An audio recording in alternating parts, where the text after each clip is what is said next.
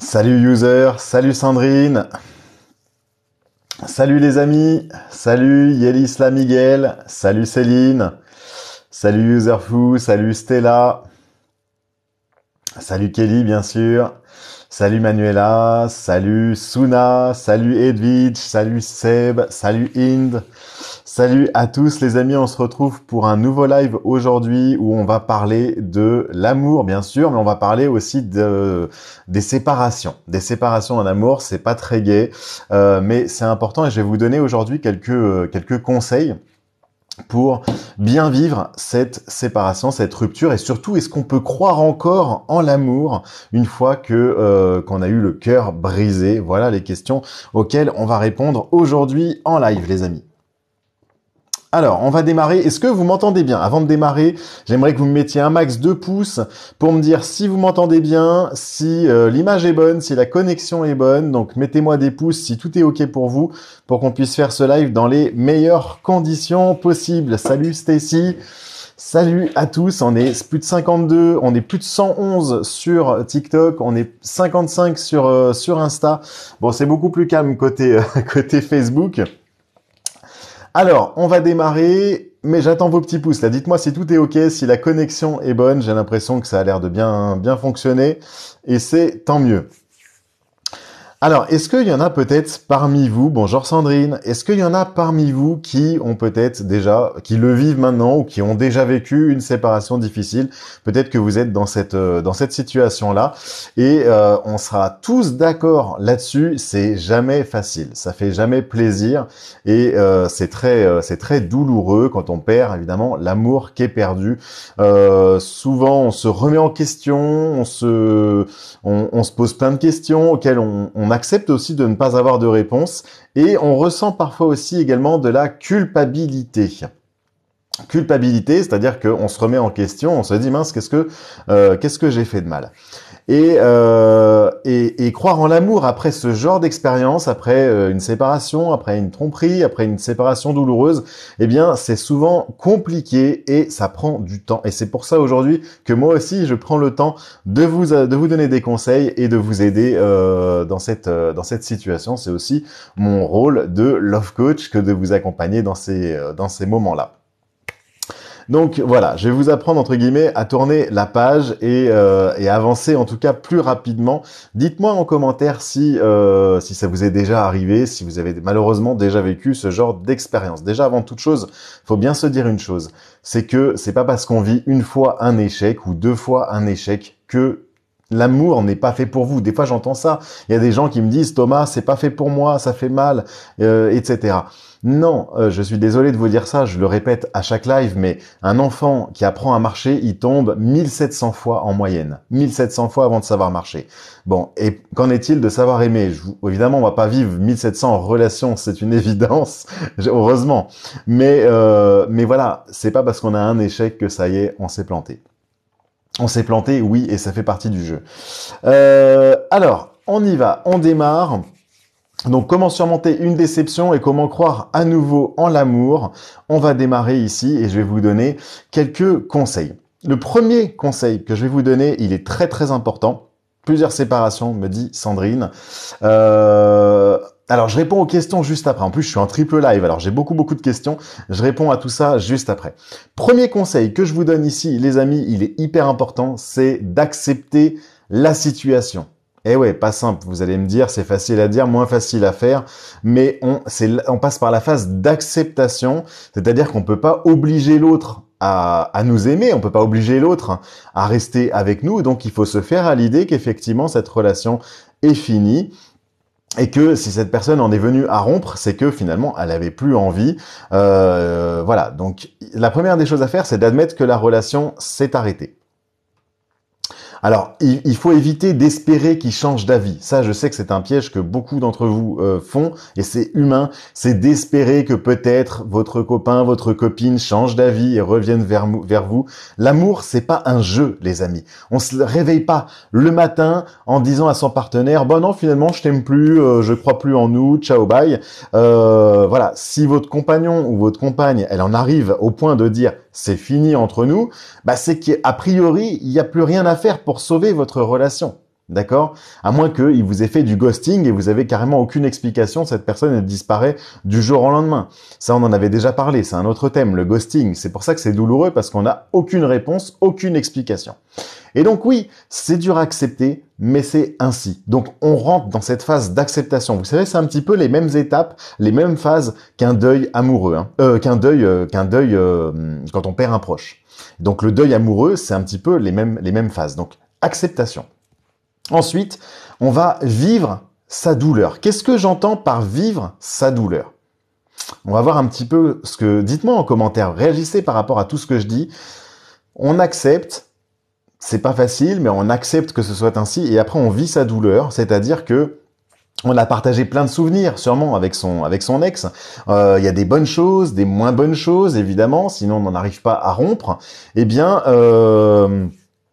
Et même parfois on a des biens communs, c'est-à-dire on a un canapé, on a des histoires aussi de meubles, il a mon t-shirt, il a ma voiture, bon, voilà, on a des choses en commun. Bon, ce qu'il faut, c'est ne pas cacher cette douleur. Il y a des personnes qui refusent, qui rejettent, qui bloquent leurs émotions, qui se ferment en disant mais non, c'est tellement un salopard, excusez-moi l'expression, mais c'est tellement un salopard que je bloque et il mérite même pas que je pleure.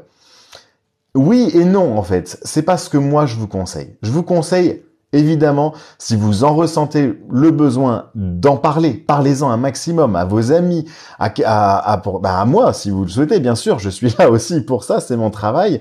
Mais si vous en ressentez l'envie de parler, mais surtout de pleurer, laissez sortir ces émotions. Elles sont humaines, elles sont normales. Personne ne va dire tiens voilà moi je viens de rompre, je vis ma best life, c'est formidable, à moins que voilà vous ayez vécu dans une relation toxique. Dans ces cas-là on se sent libéré, on se sent presque heureux, c'est vrai hein. Mais dans la majorité des cas, quand on quitte son partenaire et s'il y avait de l'amour sincère entre les deux, clairement on n'est pas heureux. Personne ne me dira le contraire ici. Donc si on ressent le besoin d'en parler, on en parle, et surtout, on exprime ses émotions. Soyez libre, en fait, soyez libre de le faire, et voilà. Ça va vous aider à évacuer tout ça, et un petit peu à évacuer les mauvais souvenirs, à évacuer la tristesse. Donc, occupez un maximum vos journées pour ne pas y penser. Il s'agit pas de se terrer dans son coin et de s'enfermer dans sa taverne. Non, il faut... On va y venir après, je vais vous donner d'autres conseils. Mais le deuxième plutôt que je vous donne, c'est vraiment de gérer les émotions, c'est-à-dire de les laisser sortir. Le troisième conseil que je vous donne, les amis, et il est aussi tout aussi important, pardon, j'ai du mal à parler, pardonner. Se pardonner à nous et pardonner à son partenaire, à son ex-partenaire. Pourquoi le pardon, c'est si important ? Vous allez me dire, mais pourquoi le pardonner? S'il m'a trompé, il m'a trahi, moi j'ai aucune envie de le pardonner. Bien sûr, c'est normal. Mais je vais vous expliquer pourquoi c'est important. Ce moment de deuil amoureux, si vous voulez, il est fait pour réfléchir. Il faut vraiment en profiter pour réfléchir sur ce qui n'a pas fonctionné. D'accord? Donc soyez sincères avec vous-même et si vous avez commis des erreurs, eh bien reconnaissez-les, parce que évidemment dans une séparation, il y a toujours une part de responsabilité chez l'un et chez l'autre. Il y en a jamais un qui est blanc comme neige. Bon, il y a toujours une petite part de responsabilité. Peut-être que c'est lui qui a la majorité des fautes ou c'est elle, mais on est toujours responsable d'au moins quelque chose. Donc il s'agit ici de se focaliser là-dessus et d'essayer de voir ce qui n'a pas fonctionné, ce qu'on pourrait améliorer. Bon, néanmoins, il faut pas culpabiliser. C'est ça le piège que je vous disais tout à l'heure, c'est qu'il faut pas non plus tomber dans la culpabilité. Pardonnez-vous à vous-même, c'est-à-dire on se pardonne peut-être de pas avoir tout réussi, de pas avoir été à la hauteur. Voilà, si vous vous sentez trahi, eh bien pardonnez-le aussi à votre ex de vous avoir causé cette déception. Ne le faites pas pour lui, puisque de toutes les façons, c'est plus possible de retourner en arrière. Ne le faites pas. Ne lui dites pas pardon. Pardonnez-le, mais faites-le pour vous. Vous voyez ce que je veux dire? Le pardon, finalement, c'est pour vous que vous le faites. Donc, il vous a fait beaucoup de mal parce qu'il s'est mal comporté. Pardonnez-le, mais sans lui envoyer un message en lui disant « Tiens, pardon, je suis désolé, voilà, je t'excuse ». C'est pas ça. Pardonnez-le dans le sens où vous allez vous pardonner à vous-même. Le pardon, ça fait du bien à soi. Donc, il est temps de se remettre en question, il est temps de tirer les leçons de ce qui s'est passé, tirer les leçons de cette histoire pour qu'on puisse y puiser la force et réussir à aimer à oublier, à s'aimer soi-même, bien sûr, et à oublier celui ou celle qui vous a fait tant de mal. On a Gabsel, pardon, qui me dit, je suis tout à fait d'accord avec toi. Tant mieux. La vengeance, voilà, ça sert à rien de se venger. On m'a déjà contacté une fois, on m'a dit Thomas, quelle est la meilleure façon de le détruire, de me venger, de lui faire du mal? J'ai répondu à cette personne, je lui ai dit, tu vas utiliser beaucoup d'énergie. Je comprends ta souffrance, je comprends votre douleur, mais vous allez utiliser une énergie folle pour rien au final, parce que ça va rien vous apporter.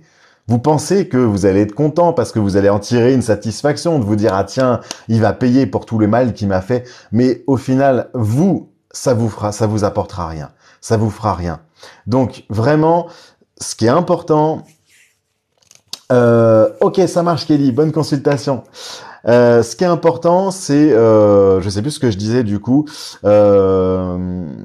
c'est important donc de s'aimer, d'accord, d'abord réapprendre à s'aimer, de se pardonner.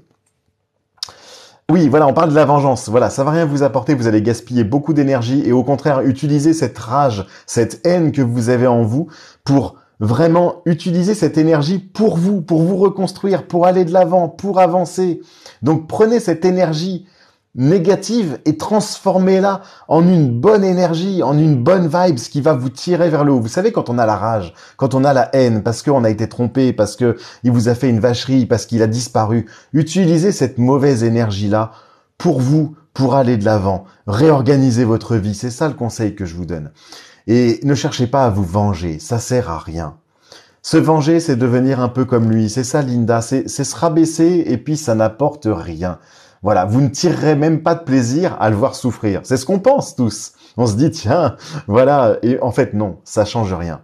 Ça change rien si ce n'est que vous restez encore plus enfermé dans une bulle négative. Vous continuez à penser à lui puisque vous essayez de vous venger. Donc vous êtes toujours accro à lui. Détachez-vous de ça. La meilleure des vengeances, les amis, je vais vous le dire ici, c'est l'ignorance. Vous voulez ignorer, vous ignorez votre ex, c'est la meilleure des vengeances. La meilleure des choses à faire. Surtout si c'est un pervers narcissique. Hein. C'est la pire des choses qu'on puisse lui faire, c'est la pire des vengeances, c'est de l'ignorer. D'accord? Alors oui, c'est pas évident. Il y en a qui me disent c'est pas facile. Ben oui, je suis d'accord, c'est pas facile. Il y a pas grand chose qui est facile d'ailleurs dans la vie. Mais justement, je suis là pour vous donner des conseils, vous les apporter. Et puis si vous voulez aller plus loin, si vraiment vous n'y arrivez pas, vous savez où me trouver, vous me contactez, Facebook, TikTok, Instagram et WhatsApp, etc. Vous savez où me trouver. Prendre le temps de se valoriser pour croire en l'amour. Parce que le piège, quand on s'apitoie sur soi-même, c'est qu'on arrête de penser qu'on n'est plus capable d'aimer. C'est le piège, ça, c'est de se dire, bah non, je suis plus capable d'aimer personne. Voilà. Sachez que vous aussi, vous avez de la valeur. Même si les choses n'ont pas marché avec cette personne, vous avez de la valeur, les amis. D'accord? Vous avez de la valeur. Donc, on retravaille sa confiance en soi et on prépare déjà le terrain. On va pas parler tout de suite de retrouver l'amour, c'est pas ça. Mais on se reprépare à revivre, à réapprécier la vie seule. Surtout quand on est une personne qui est dépendante affective, c'est pas évident de se retrouver vraiment seul comme ça du jour au lendemain, c'est très difficile. Voilà. C'est que vous étiez pas fait l'un pour l'autre. Si ça n'a pas fonctionné, on n'arrive jamais à une séparation pour rien. Il y a toujours quelque chose. Si on en est arrivé là, c'est que clairement, vous n'étiez pas fait l'un pour l'autre. Et vous devez croire que vous rencontrez un partenaire qui saura vous apprécier à votre juste valeur. D'accord ? Alors, prenez soin de vous. Prenez soin de vous et si vous êtes une femme, souvent, voilà, remarquez que peut-être on se laisse un petit peu aller après une rupture, après une séparation, on se néglige. Bon, les hommes aussi, hein. On se néglige. Voilà, ressaisissez-vous et reprenez vos activités sportives. Faites ce que vous aimez. Profitez vraiment en fait de ce temps-là pour faire tout ce qui vous a bloqué, tout ce que vous pouviez pas faire peut-être dans votre relation, et profitez-en pour faire ce que vous aimez. Parfois, les amis, la déception, elle est plus grande quand on a trop sacrifié son existence pour l'autre. Vous savez, quand on a tout donné, pour son conjoint, eh bien, on a vraiment une violente douleur. Eh bien, donnez tout pour vous en fait. Recentrez-vous sur vous et donnez tout pour vous, c'est important. Vous êtes votre priorité et reconstruisez votre vie comme ça. Adoptez de nouvelles habitudes. Après, je réponds à tous les messages. Hein. Si vous avez des questions par rapport à tout ça, je vais y répondre juste après. On a Sandrine, c'est intéressant, qui me dit « Je suis devenu meilleur qu'eux grâce à ma rage. Ils m'ont enfoncé plus, j'ai sorti la tête de l'eau. Ils t'enfonçaient plus. » Eh bien, c'est bien, Sandrine. C'est très bien. Il faut vraiment utiliser cette rage, cette haine pour se relever et pour aller beaucoup mieux. Ok. Donc, adoptez de nouvelles habitudes. Tout au long de votre relation ou de votre vie commune, on s'est habitué à beaucoup de choses. Ça peut être le petit déj au lit, ça peut être, je sais pas moi, un footing le matin ensemble, on va chez les parents le week-end, on va ensemble à un endroit, etc. Bref, tout ça, c'était des petits rituels. Et je vais vous expliquer pourquoi les rituels, c'est difficile parce que c'est eux qui sont à la base de votre regret. Et oui, parce que quand il y a une séparation, tout de suite, on se dit, mince, ça, je le faisais avant avec mon ex, c'est lui qui faisait ça, je me souviens, on faisait ça. Donc, il y a tous les souvenirs derrière qui remontent et qui refont surface. Donc, ça nous fait regretter. Ça nous fait regretter et c'est ça qui fait du mal, en fait. On passe son temps à soupirer et on n'avance pas. Reconstruisez votre quotidien. Reconstruisez votre quotidien, c'est-à-dire adoptez des attitudes et des habitudes qui sont propres à vous-même. C'est-à-dire que si vous aviez l'habitude de faire le footing le matin à 8 heures, eh bien changez, réorganisez votre vie pour que ça soit votre modèle à vous. Vous avez envie, peut-être qu'avant vous pouviez pas, je dis n'importe quoi, je sais pas moi, vous pouviez pas aller faire du vélo à 7 heures du matin parce que bon, ça plaisait pas à votre compagne ou à votre compagnon. Eh bien maintenant, faites-le et fixez-vous un nouveau rituel qui est le vôtre. Ça, c'est une règle d'or, d'accord? On réorganise sa vie, pourquoi pas réorganiser sa déco, son salon, on change les meubles de place, on change la déco, bref, on se réapproprie, sa propre vie et on réorganise tout en fonction de ça. Vous voyez, ça c'est hyper important. Comme ça montre que vous ne dépendez de personne, vous êtes indépendante, vous êtes responsable de votre relation, vous reprenez votre vie en main, vous êtes capitaine de votre propre bateau et ça fait du bien. Et n'inventez pas des excuses comme dire « Ah mais ça, je sais pas faire ça, oh mais ça… » Alors les hommes souvent ils disent « Ah mais ça c'est toujours elle qui s'en occupait. » Voilà, non, d'accord. Ah oui, mais lui, il faisait ça, il sortait la poubelle, etc. On s'en fiche, tout ça c'est du détail, ne pensez pas à ça. Réorganisez votre vie pour que vous preniez votre vie en main. Et ça fait du bien, je vous assure. Ensuite, il y a une autre étape. Quand on vient de se séparer, quand on ne croit plus en l'amour, quand on a le cœur brisé, clairement, on a la peur d'aimer à nouveau. Et ça, j'ai énormément de messages en privé, de coaching privé là-dessus également, de personnes qui me disent « Thomas, cette déception que j'ai vécue, clairement, elle m'empêche de m'engager dans une nouvelle relation. » Et en effet, il se peut que vous disiez, à un moment donné, je l'ai déjà vu en message sur le live et aussi en message privé, « Ah, ils sont tous pareils » ou « Les nanas, c'est toutes les mêmes ». C'est une croyance limitante, d'accord? Je vous en veux pas de penser ça parce que vous allez me dire, ben oui, mais 5 fois, je suis sorti avec 5 hommes, les 5, c'était des manipulateurs, les 5, qui m'ont fait souffrir, par exemple. Mais dans la vie réelle, la vraie vie, je vous parle, c'est pas vrai, en fait. Tous les hommes ne sont pas pareils, toutes les femmes ne sont pas pareilles, d'accord? Donc ne tirez pas de conclusions trop vite, je comprends. Votre souffrance génère ce genre de croyances-là. Ces croyances-là, elles sont faites pour vous protéger, c'est votre cerveau qui les met en place, mais elles sont pas forcément bonnes. Votre cerveau, il fait les choses de façon très primaire. Il va se dire, tiens, voilà, je vais essayer de la protéger en lui disant que l'amour, c'est de la merde. En gros, c'est ça. Mais c'est pas comme ça que ça marche. Ça va vous créer un blocage et derrière, ça vous empêche de vivre, ça vous empêche d'être heureuse, ça vous empêche de revivre à nouveau une relation épanouie et qui vous fera du bien. Parce que l'amour, c'est censé faire du bien quand même, à la base. D'accord ? Donc, vous allez vous construire une espèce de muraille invisible autour de vous, la fameuse carapace, la fameuse coquille dont je parle souvent. Et c'est justement ce qu'il faut éviter, ce blocage-là. Donc, sortez avec vos copines, avec vos copains. Vivez votre vie pleinement comme vous avez envie de la vivre et ne vous apitoyez pas sur votre sort. Il y a un temps pour pleurer, on l'a vu, pour laisser parler les émotions, il y a un temps pour ça. Mais il y a aussi un temps pour reprendre sa vie en main et se dire « je suis forte et j'avance ». Et j'occupe le vide, j'occupe le vide qu'il a laissé et je recrée autre chose qui vient de moi. Tu vois, c'est ça qui est important. Donc, et puis aussi, donnez-vous la chance de rencontrer des nouvelles personnes, parce qu'à partir du moment où on sort avec les copines, où on s'inscrit à la salle de sport, à partir du moment où on sort, etc., on est susceptible de faire de nouvelles rencontres. Ne vous mettez pas tout de suite dans l'optique de faire une rencontre amoureuse, c'est pas ça que je suis en train de vous dire. Mais restez ouvert aux autres. Je vois malheureusement beaucoup de gens qui se ferment, la muraille invisible dont je parlais, qui se ferment comme des coquillages là. Restez ouvert aux autres. Je dis pas en amour, on n'a peut-être pas envie, quand on a le cœur brisé, on n'a pas envie tout de suite, mais restez ouvert, continuez de parler, en amitié, rencontrez du monde, etc. Restez ouvert.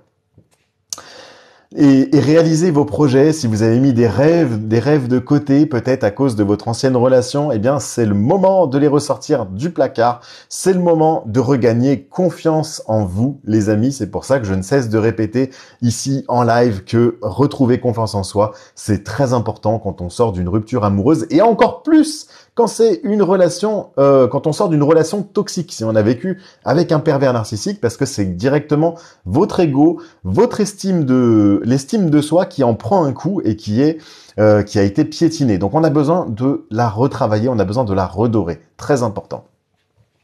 Le seul truc qui me manque, c'est quelqu'un pour sortir les poubelles. C'est Ocarino qui me dit ça. Eh ben écoute, faudra voir si ta prochaine relation peut-être sera d'accord pour t'aider là-dessus.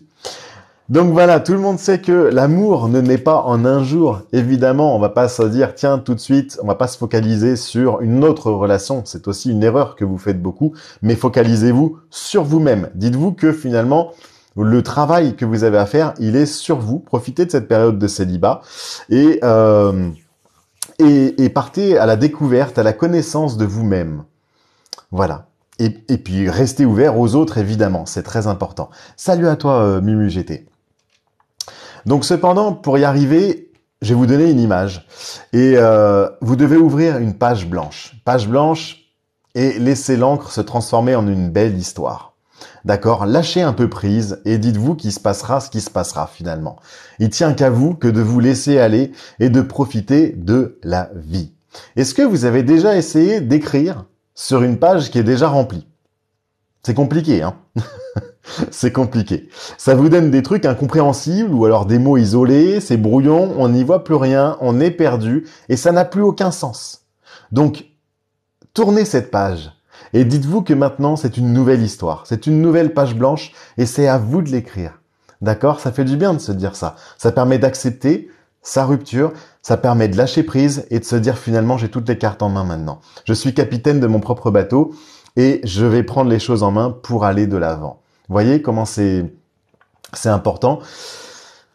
Pour conclure, si on a perdu l'espoir d'aimer, l'espoir d'être aimé aussi. Souvent, on se dit, mais je mérite pas, ça, on rentre dans l'auto-sabotage quand on se dit, je mérite pas d'être aimé, etc. Donc, sachez que c'est juste une étape de votre vie. C'est pas pour toujours. C'est temporaire, c'est une étape et ça va passer. La douleur va s'estomper. Si vous avez besoin d'un coup de main, évidemment, vous me contactez et on appliquera ensemble des méthodes et des astuces pour mieux vivre et pour mieux surmonter cette épreuve-là, qui est difficile, je le reconnais. Je suis aussi passé par là, c'est pas parce que je suis coach que je suis parfait, que j'ai jamais vécu de rupture amoureuse. Hein. Pour ceux qui connaissent ma vie, j'ai vécu beaucoup de galères en amour. C'est ce qui m'a fait devenir coach. C'est pour ça que je suis aujourd'hui devant vous, pour vous donner des conseils que j'applique à moi-même et depuis que je les connais, bah ça va beaucoup mieux, beaucoup mieux. Ça fait pas de moi quelqu'un de parfait parce que j'appliquerai jamais à 100% de tous mes conseils ou alors je serai un super-héros, je serai un robot, c'est pas possible. Mais toujours donner le meilleur de nous-mêmes, toujours s'améliorer, toujours chercher à être mieux qu'hier. Ça, c'est la clé du bonheur, les amis. Donc, profitez de cette situation-là pour grandir, pour mûrir, pour apprendre de vos échecs et gardez les leçons et ne commettez plus les mêmes erreurs. D'accord? Vous saurez ainsi que malgré les échecs et les déceptions, la vie vous réserve encore de belles aventures, les amis. D'accord?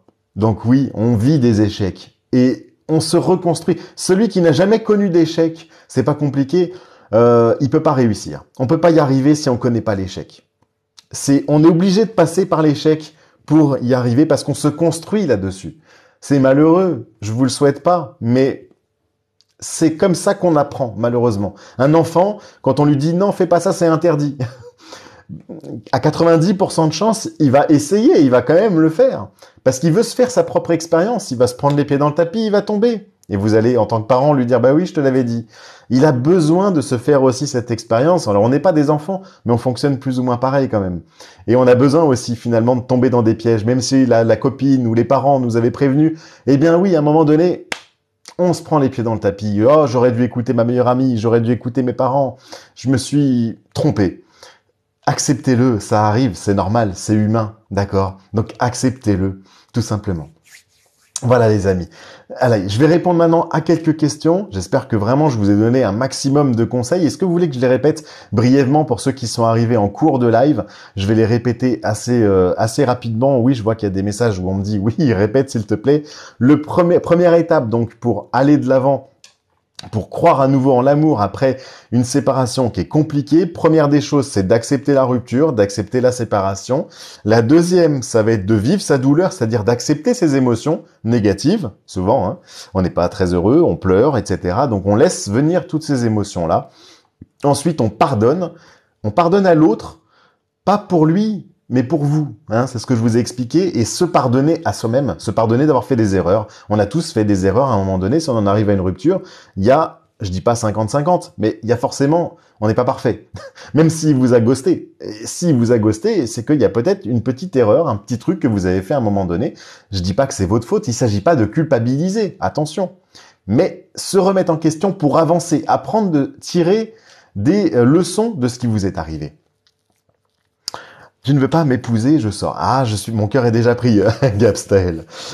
Le quatrième conseil, c'était de prendre le temps de se revaloriser, donc retrouver confiance en soi pour croire à nouveau en l'amour. C'est ce que je vous en parle régulièrement.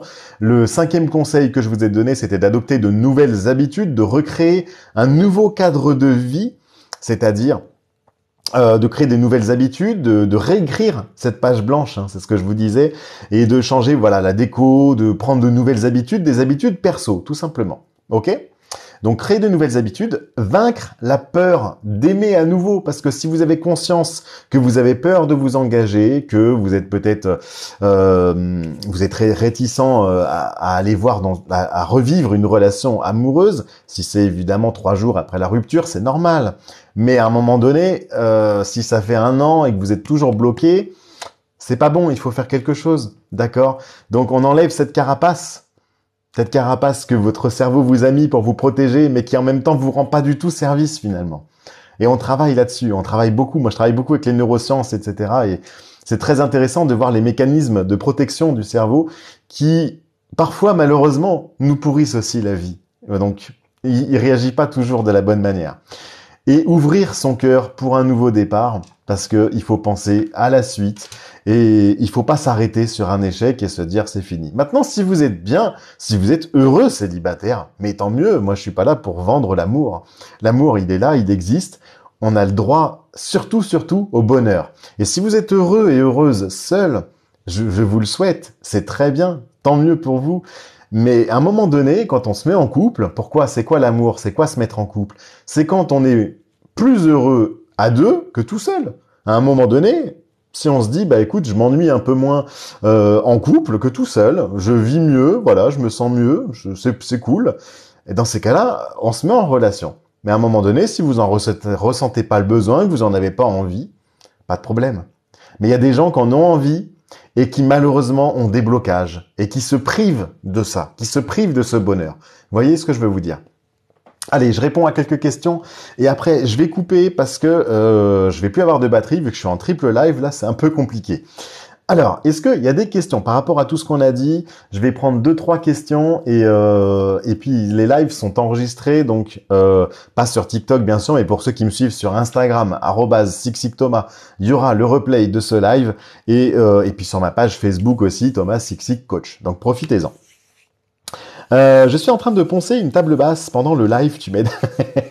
Je t'envoie plein de courage, Sandrine. Plein de courage. Lalilou, coucou, je voulais juste savoir si c'est une mauvaise chose si mon chéri m'offre rien pour notre Saint-Valentin. Bon, c'est un peu maladroit de sa part. Il aurait pu faire un geste, effectivement, mais quelque part, on s'en fiche de la Saint-Valentin. La Saint-Valentin, c'est tous les jours, d'accord? Donc si il t'a rien offert le jour de la Saint-Valentin, mais si, bah aujourd'hui, tiens, on est à 4 jours de la Saint-Valentin, 5 jours maintenant. S'il te fait un cadeau, il te fait une attention, il t'emmène au restaurant et il t'offre un bouquet de roses, on s'en fout, c'est une fête commerciale, la Saint-Valentin. S'il te montre qu'il t'aime au quotidien, c'est ça qui compte finalement. Tu vois? Bon, après, c'est un peu maladroit parce que c'est ça, les hommes, les femmes, on se sent maintenant un peu forcé, un peu obligé de faire un truc à la Saint-Valentin au risque de passer pour un pourri, quoi. Mais bon, il n'y a pas besoin du 14 février, en fait. Il y a des gens qui se disent, tiens, ça y est, maintenant, c'est maintenant ou jamais, c'est une fois dans l'année. C'est pas ça. Salut Melplume, comment tu vas? J'essaye de récupérer un phobique de l'engagement avec un silence radio, c'est une bonne chose, Justinelle. Tu sais quoi, j'avais un coaching ce matin, j'en parlais, il y avait une personne qui avait la même problématique et je lui ai dit que c'était pas une bonne chose. Si tu veux plus d'infos, tu m'envoies un message en privé sur Instagram ou sur WhatsApp, hein. Vous avez le lien qui est dans ma bio, pas sur Facebook, désolé, mais sur TikTok ou sur Instagram, c'est le même lien. Vous allez sur ma bio, vous avez un petit lien. Découvrir encore plus de conseils, vous avez possibilité de me contacter par WhatsApp, par Messenger ou par message privé sur Instagram. Bien sûr, je réponds à tout le monde tous les jours. Tous les jours ou presque, parce que jeudi, j'étais pas là de la journée, j'ai une journée de fou en ce moment, je suis débordé les amis. J'ai des coachings à longueur de journée, j'ai énormément de travail, j'ai beaucoup de personnes que j'accompagne aussi qui ont pris des formations récemment, et donc je suis overbooké les amis. C'est pour ça que je mets un petit peu plus de temps à répondre. Mais bon, généralement, c'est 24-48 heures, pas plus. Hein. Comment faire pour te contacter, Stéphanie? Bah, tu vois, je viens de répondre à ta question, tout simplement, sans même l'avoir lu. Même Messier, rappelle-toi, en 1984, il t'avait offert des fleurs. Ouais, ça fait loin, là, quand même. Tu as des infidèles qui offrent continuellement des fleurs à la Saint-Valentin. Bien sûr, c'est pas une preuve d'amour d'offrir des fleurs. Hein. C'est une attention, c'est un geste, mais ça veut rien dire. On se fie toujours aux actes. Si vous offrez un bouquet tous les ans à la Saint-Valentin, c'est pas un acte, c'est pas une preuve d'amour. La preuve d'amour, elle est dans les petites attentions, quoi. Vous lui avez rien demandé, il pleut, il vient vous chercher à votre travail parce qu'il sait que vous allez marcher 5 minutes pour prendre le RER. C'est une preuve d'amour. C'est une façon de vous dire je t'aime, là. Vous voyez que c'est important. Il n'y a pas, voilà, il faut vraiment se fier aux actes et pas aux mots. Bon, les mots c'est bien, ça fait plaisir à entendre quand il vous dit je t'aime, mais c'est important de noter les actes. Coucou, bonsoir, salut, Myriam, pardon. Soyez heureux tous et toutes, aimez-vous et tout ira bien. Je crois que tu as tout résumé au Carreno. Bravo à toi, tu as résumé tout ce live. Aimez-vous vous-même, soyez heureux. Aimez-vous aussi les uns les autres, ne vous fermez pas aux autres. Et il y a des gens bien partout, il y a des bonnes personnes aussi. Ils sont pas faciles à trouver, mais il y en a. Et dans l'être humain, tu sais, il y a toujours le pire et le meilleur. Il s'agit d'aller trouver les personnes qui, les personnes que tu cherches. Donc des personnes positives, des personnes qui t'envoient des bonnes ondes et qui te tirent vers l'avant. J'ai fait une publication là sur Instagram récemment où j'ai dit sortez les personnes toxiques, les personnes qui vous freinent dans votre vie. On n'en veut pas, ça sert à rien, dégagez-les. Excusez-moi, je suis un peu vulgaire, mais sortez-les de votre vie. Les gens qui vous disent tu seras jamais capable de faire ça, mais non, ça te correspond pas, t'es nul, fais pas ci, fais pas ça, ceux qui vous tirent vers le bas, ceux qui sont toxiques, ceux qui sont malveillants, chassez-les, hein. Ça sert à rien de les garder, même si c'est une amie depuis 4 ans, une amie de longue date, ça, franchement, honnêtement, ça sert à rien. Les gens comme ça, c'est des gens qui sont jaloux, qui veulent pas voir votre bonheur, qui ont tout un tas de choses, qui sont humains. On peut pas leur reprocher, mais chassez-les de votre vie, ça sert à rien. Entourez-vous des gens qui vont vous aider, entourez-vous des gens qui vont vous tirer vers le haut, qui vous félicitent, qui vous encouragent, qui sont fiers de vous, etc. Du balai, exactement, c'est ça.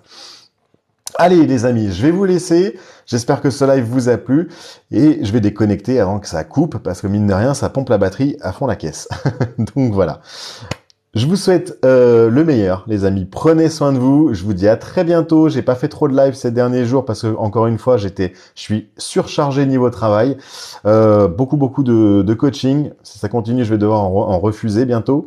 Donc profitez-en. En plus, il y a des promos en ce moment. C'est pour ça aussi. 48 € la séance coaching avec moi au lieu de 79. Si ça vous intéresse, vous allez sur mon site thomasxixic.fr.